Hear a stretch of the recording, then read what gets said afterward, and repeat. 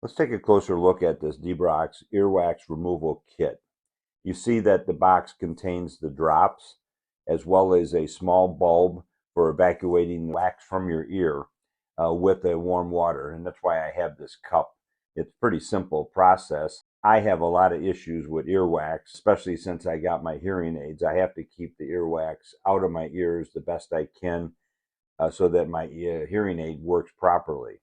So it's a very simple process here. You take roughly 5 to 10 drops of this earwax removal solution and put it in your ear. Let it soak there for 5 to 10 minutes. Everyone's a little different depending on how blocked your ear is.